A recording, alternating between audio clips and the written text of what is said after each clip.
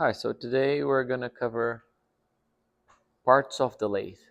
All right, because again, I want you guys to have an idea of the equipment before you guys walk into the class, right?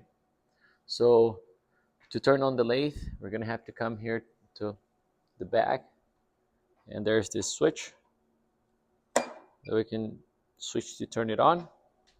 Okay, now you're gonna see the speed showing on the tachometer here. It's 0 RPMs because it's not moving. And then we have the DRO showing some information there, right? So let's look in general to the equipment. So we first have the headstock. The headstock is this whole part here to the left of the equipment. From the headstock, we have the chuck, right? We have what we call the bed, which is this whole part here where the carriage goes over, right? So we have the ways on the bed. So the carriage actually uh, runs over the ways of the bed, right? So we have the carriage, which is this piece here that carries the compound rest, right? So the carriage, and then we have the tailstock, right? So if you look at the three major parts, we would have headstock, the bed, the carriage, and the tailstock, right? Okay. So on the headstock, we have a lot of like a gear selections on this side. So we are only gonna use the machine in low for this class. And in low, when the machine is in low, we can go between 40 and 400 RPMs, right? Sometimes the cut's not gonna be the best because it would require a higher speed, but we're gonna keep it like a low speed just for safety purposes. All right. Okay. So each of these selections would do something different with the equipment, right? So um, to turn on the machine, this is the on-off lever. So what you gotta do is first, something that's uh, interesting to do is you turn the chuck by hand just to see if it's gonna hit anything. There's nothing there, so it's not gonna hit anything now. So you would pull the lever back and down, right? To turn it off, we just go up and then it turns off. Good. All right. So when you go out and down, you see how your chuck is rotating toward you, right? And that's how we want it, because you can see how the tool here has the cutting edge facing this way. So when it comes, then we can use the cutting edge to actually remove material from the work. All right. Okay, so if we go back to we turn it off.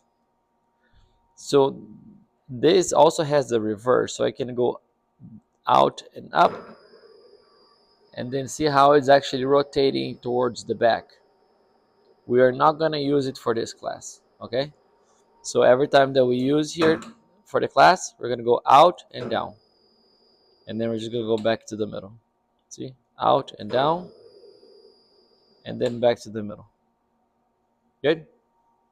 All right. All right, so when I turn on, you can see that only my chuck is rotating, right? We have two options of automatic feed. That means something to be performed automatically when you're running the machine. So we have the auto feed. So this is the auto feed shaft. And then we have the power feed, which is the power screw here, right? So what would guide those would be this lever. Right now it's in neutral, So that's why when I turn it on, none of these move, right? So I can actually change so my auto feed would go forward or it would go back. So did you guys notice that whenever I try to go in, my gear doesn't go in? Can you hear it? You hit something there? So whenever that happens, what you want to do is you want to move the chuck by hand a little bit. Let's see, I'm going to have to do it at the same time. So I'm going to move the chuck while I push the lever. So now it's in. See? It's just because this machine has speeds controlled by a bunch of gears. So the main motor turns a shaft, and then we can actually play with the speeds based on the selection that we have there, right? So this initial motor, the first motor actually is controlled by this one, and all the other speeds would actually be related to the chuck speed, right? All right, so now that I move this lever forward, my auto feed screw is going to be turning on. If you can see here that this one is moving, right? And then now it's moving, so it would move my carriage forward, or my compound rest straight forward. Okay, so what's other option? I could also select reverse, which would actually move the other way, but again, we're not going to be using reverse for this class. We're just going to be using forward there. All right, so we're talking about speeds, right? So whenever I turn on, I'm always going to wait for the machine to reach max speed. In this case, the max speed is set to 50. And we're going to be cutting the material at 400 whenever we're turning or facing. So we could just turn the knob, which is going to make my machine turn, my chuck turn faster. And you can notice that the speed of the chuck has a relation to the speed of my auto feed, right? That's what we said before. So if I make this lower, then this guy is gonna go very slow too, because it's the relation between them that's set by the gears. Which gears do I use to set the relation of the speeds here between the chuck? So the chuck is given by the knob. This one is in relation to the chuck, right? And we have one table here that you can see ADTSRU. So like we have to look, if we're on AD and we have, so right now we have BCU. So if we look here, BCU would give 4,000, so 4.1 thousandths of an inch, which means for every rotation of my chuck, my carriage would move 4.1 thousandths, right? So, and you can also see here that I have actually two arrows, because I can actually make it go automatic in the y-axis, or I can make it go automatic in the x-axis, right? So when I have my chuck rotating and my auto feed screw rotating, I can actually come in here and then I use this lever that's called that's the automatic feed like selection, because I can select at going I don't know if you guys can see, but it's actually moving very slow. See? So this carriage is moving because I selected the auto feed to move it in X, or I can go in and I can change, and then I can make it move in Y. So let's speed up a little bit because so we can see. You can see better. So if you go out, you go up. See now this guy is moving, and my carriage is moving forward. Disconnect. I can go forward. I can go up, and then I have this one moving. See, because now it's feeding my compound rest going straight. So this is the auto feed selector lever. Good. All right. So that's the auto feed selector. So we saw that the auto feed shaft was turning, but the power feed screw wasn't turning. It's because that one only works when I select my speed for it here. So now if I go 1 and I keep the same of the other ones, this guy should move. So the power screw should move, right? So what I use the power feed for? So the auto feed, you kind of have a clutch going around the shaft there. So in case something goes wrong, it would slip, right? Different than the power screw that we actually have a geared in there. So actually, the the power feed would actually not it would actually make sure it's going to maintain the constant movement and the constant relation between the chuck and the carriage. So when do we use that? For actually threading screws, for example. We don't want one thread to be longer and the other thread to be shorter, right? So that's why we have used for the power feed. And when I said when I'm threading a bolt or something, then I can choose what pattern I use. So like for example, in your drawing you have 3/4 10. So if we're to thread the 10, so that means like a 10 threads per inch, we would have to use B, D, see, B, D, U, and 1, U and 1. Right? So then that'll give me 10 threads per inch. Let's go back here. All right, so this is how we select speeds. All right, if you come this way, now we have the chuck. When we're using the chuck, we're going to use the chuck key to open the jaws or close the jaws. Right now, the chuck has installed inside jaws. That means I'm going to have to put my stock in there. But I also have outside jaws that we can replace it with. So we would be grabbing from the outside, the piece from the outside. All right. So we should never leave the chuck key there and go do something else, right?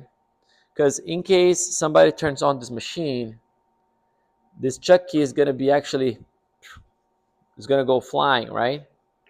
Or if it doesn't go flying and it goes around and a guy tries to grab it, then now it can get caught here with the machine, right? So we're always going to get it from the holder, open, put it back in the holder, right? Okay. So we're going to secure a stock there. We have to make sure it's not like all the way on the end. Otherwise, we can get it in crooked, right? It's actually a good practice to put it in and turn it on without actually doing anything to it, just to see if it's going to be, if it was centered correctly there. All right. So in case we're working on the machine and something happens and we need to make it stop, we have the emergency stop button here that we can hit. To disconnect it, you have to turn around and this pops out. The other option to stop the work would be, let's say we start here. If you step on the brakes, see, then now it turns it off too. Okay, to start again, you just have to go back and to engage again. All right, so this is how we secure stock on the chuck, right? So the way that the lathe works is we put the stock or the work here on the chuck. Your stock is going to be rotating, and then we actually can get a tool in to actually make the cuts that we need to make, right?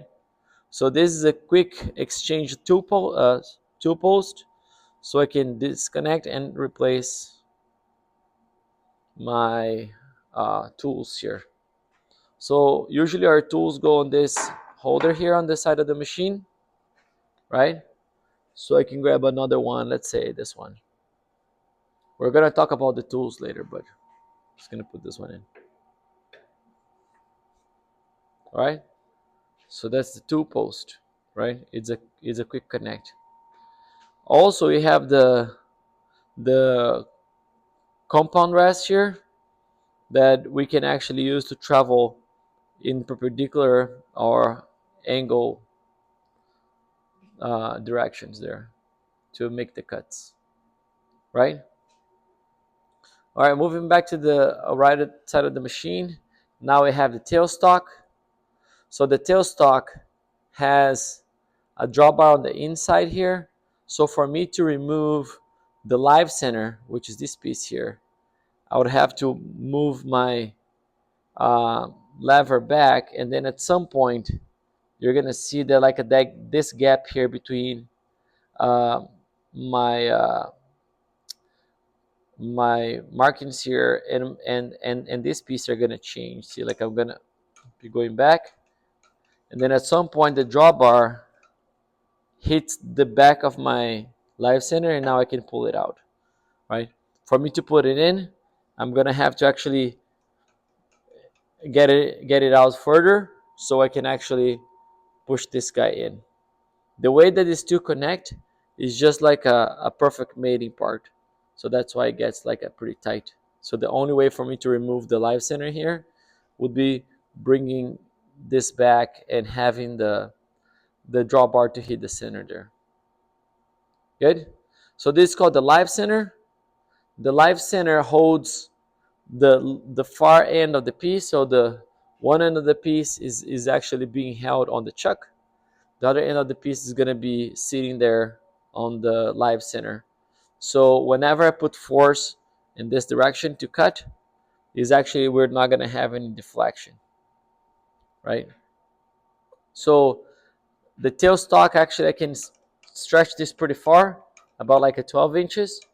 So I just have to move my tailstock on the ways there, and then I lock it in place with this lever, and then now I can go in and hold, right? All right. So what do I use my tailstock is for? I can also replace my live center with a chuck, right? And then I can actually use that to drill holes or to do a center drill on the longitudinal axis of my stock, right? So back here, this lever locks my tailstock in place. The small lever locks this guy so it doesn't move. This is actually so this wheel is what actually moves my tailstock back and forth. So if I have it locked, it's less likely that due to vibration, this guy is gonna go back, and then my piece here is gonna go back, right? All right, so I wanted to refer to the document that you have that's the lathe parts. So again, we have the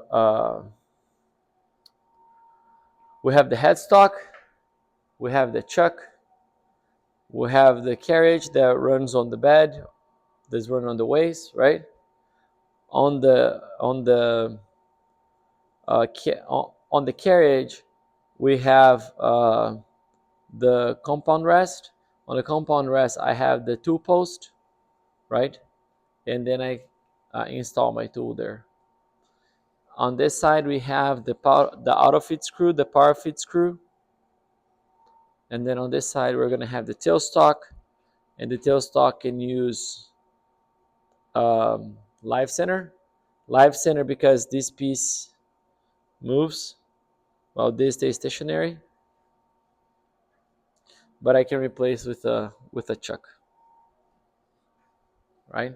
So this is in general the parts of the lathe. So again, I want you guys calling the parts by name.